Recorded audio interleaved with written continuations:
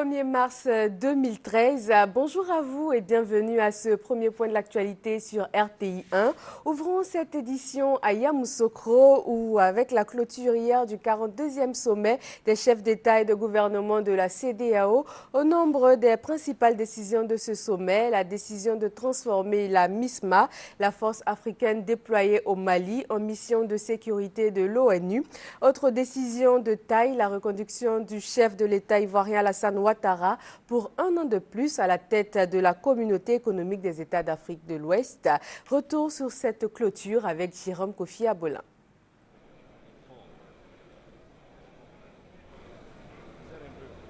Confiance renouvelée au président Alassane Ouattara à la tête de la CEDEAO. Un vote de confiance à l'issue de la 42e session ordinaire de la communauté économique des États de l'Afrique de l'Ouest qui vient de se tenir les 27 et 28 février 2013 à Yamoussoukro. Pour le président Alassane Ouattara, c'est un grand honneur fait à son pays en lui accordant un autre mandat d'1 an pour conduire l'organisation commune. Le président de la République de Côte d'Ivoire a indiqué ne ménager aucun effort pour poursuivre l'œuvre entamée. L'objectif, selon lui, étant le même, c'est-à-dire relever le niveau de la démocratie et la bonne gouvernance à travers la mise en place de marchés communs en vue de la promotion de la solidarité dans les pays membres. Évoquant la situation du Mali et de la Guinée-Bissau, le président Alassane Ouattara s'est dit plus que jamais déterminé pour le retour de la normalité dans ces pays. Nous devons résolument accélérer le règlement de la crise au Mali à travers un processus politique consensuel. J'encourage les autorités maliennes à mettre en œuvre la feuille de route et à impulser le processus de réconciliation nationale en vue de la tenue des élections dans un contexte apaisé dans les délais qu'ils se sont fixés eux-mêmes. Dans le même temps, nous devons ramener la sécurité au nord du Mali afin de faciliter le retour des réfugiés et des déplacés. Sur la Guinée-Bissau, notre conférence salue les efforts menés par les autorités de la transition pour améliorer la situation sociopolitique dans ce pays frère. Nous encourageons la Guinée-Bissau à demeurer dans la voie de la normalité institutionnelle. Nous nous félicitons des progrès accomplis dans les négociations menées auprès du PAIGC dans le cadre d'un dialogue inclusif qui ont porté leurs fruits. En effet, la volonté du PAIGC d'accepter la main tendue des autorités de transition et de participer au processus en cours est une très bonne chose. Je voudrais, à cet égard et au nom de la conférence, saluer la convergence de vues que la CEDEAO partage avec la CPLP, l'Union africaine, les Nations unies et l'Union européenne sur la gestion de la transition en cours. Au cours de la conférence de presse qui a suivi la fin des travaux, le président Alassane Ouattara a insisté sur la situation au Mali qui, pour lui, constitue l'une de ses priorités. La MISMA se déploie, disons, quasiment tous les jours. Hier, je vous ai indiqué que nous étions à 73% de taux de déploiement. Vous vous souviendrez également qu'au départ, nous avions un objectif de 3300 auquel il fallait ajouter, j'arrondis les chiffres, auquel il fallait ajouter les 2250 Tchadiens. C'est ce qui donnait le chiffre de 5550. Et maintenant, nous sommes passés à 8000 et peut-être même que nous pourrions aller au-delà. Tout dépend des possibilités de financement. Donc, à la date d'aujourd'hui, la MISMA est déployée aux 3/4, ce qui est tout de même une très bonne performance. Et dans les jours à venir, le déploiement sera donc fait de manière complète, puisque nous avons vu avec les pays qui avaient des difficultés de transport des troupes, nous avons résolu ces problèmes en marge de notre conférence. Donc le déploiement se fait normalement dans des délais que je considère exceptionnels et nous en sommes très satisfaits. Aussitôt reconduit, aussitôt au travail, le président Alassane Ouattara a procédé au lancement des travaux pour la construction d'une usine dans le cadre de la lutte contre le paludisme à travers la découverte de la plaque relative à ce projet. Un projet commun à la CEDEAO et 2 pays d'Amérique du Sud, à savoir le Venezuela et Cuba, Après l'usine qui sera implantée en Côte d'Ivoire, 2 autres verront le jour respectivement au Ghana et au Nigeria. Pour la CEDEAO, il s'agit de traduire par ce partenariat la volonté régionale d'éradiquer totalement le paludisme. 4,5 milliards montant du prêt accordé à l'État de Côte d'Ivoire par la Banque d'investissement. Ce prêt va servir à la construction du pont Yopougon-Île-Boulé. Retour sur la signature de la convention de dépôt à Yamoussoukro. La Banque d'investissement et de développement de la CEDEAO, BIDC, vient de prêter à la Côte d'Ivoire 4,5 milliards de francs CFA. Ce fonds va servir à construire le 4e pont devant relier la commune de Yopougon à l'île Boulé. La signature de convention de prêt a eu lieu ce mercredi à Yamoussoukro, en marge du sommet ordinaire des chefs d'État et de gouvernement de la CEDEAO. La BIDC, comme domaine d'intervention principal, le domaine des infrastructures. C'est la principale raison pour laquelle elle a accepté de financer ce projet.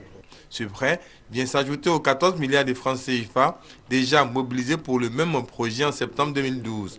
La construction de ce pont permettra à la Côte d'Ivoire d'accroître son réseau routier. L'importance de ce pont, qui va être le 4e pont, c'est de relier le continent à l'île Boulé pour permettre le développement d'un parc industriel et touristique. Le futur parc touristique et industriel verra le développement de réceptifs hôteliers, d'industries, de parcs paysagers, d'espaces de loisirs et sera, entre la lagune et la mer, une nouvelle perle offerte aux acteurs économiques et aux Abidjanais. Pariant sur l'avenir, les bailleurs de fonds régionaux ont accepté de financer la construction de ce pont en attente depuis 30 ans. Ils étaient 17 chefs d'État à participer au 42e sommet de la CEDEAO. Ils ont presque tous regagné leur pays après cette rencontre de haut niveau. Le président nigérien Goodluck Jonathan, lui, effectue une visite d'État en Côte d'Ivoire le 1er, aujourd'hui donc, et 2 mars 2013. Avant, il a effectué une visite à la mairie de Yamoussoukro. Les images avec Eugène Atoubé. La mairie de Yamoussoukro dans ses habits des jours de grande cérémonie. Le toilettage extérieur est frappant et impeccable. L'enceinte est aux couleurs des drapeaux de 2 pays, frères et amis, la Côte d'Ivoire et le Nigeria, dont le président Goodluck Jonathan effectue en Côte d'Ivoire une visite d'État. Une visite au cours de laquelle il sera l'hôte de marque de la cité de Yamoussoukro. Yamoussoukro, cité paisible, dont les clés lui seront remises au cours d'une cérémonie solennelle. Il est prévu un parcours de la ville pour un bain de foule et pour également permettre aux populations de lui souhaiter une cordiale bienvenue. Monsieur le préfet, monsieur le gouverneur et moi-même avons fait une mobilisation.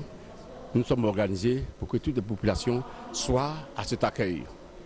La visite d'État du président de la République fédérale du Nigeria arrive après la clôture du 42e sommet des chefs d'État et de gouvernement auquel il a participé.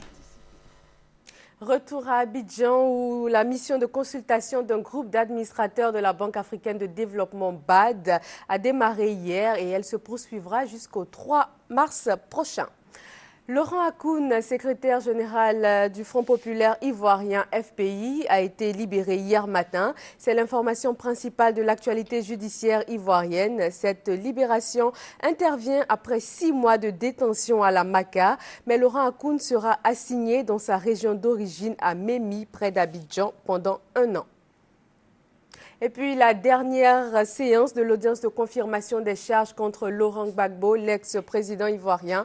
Elle s'est tenue hier à la Cour pénale internationale à La Haye. Cette audience est capitale puisque c'est elle qui va ouvrir ou fermer la porte à un procès de l'ex-président ivoirien. Laurent Gbagbo a été entendu pour la première fois depuis le début de cette audience il y a 8 jours.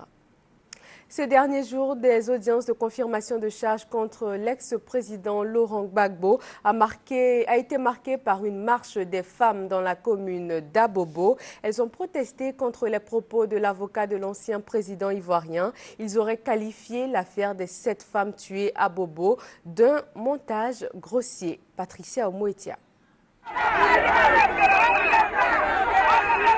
Vague de protestation des femmes suite aux propos tenus par les avocats de Laurent Gbagbo. Les avocats de Gbagbo disent les femmes n'ont jamais été tuées et que c'est un montage avec du sang de mouton versé.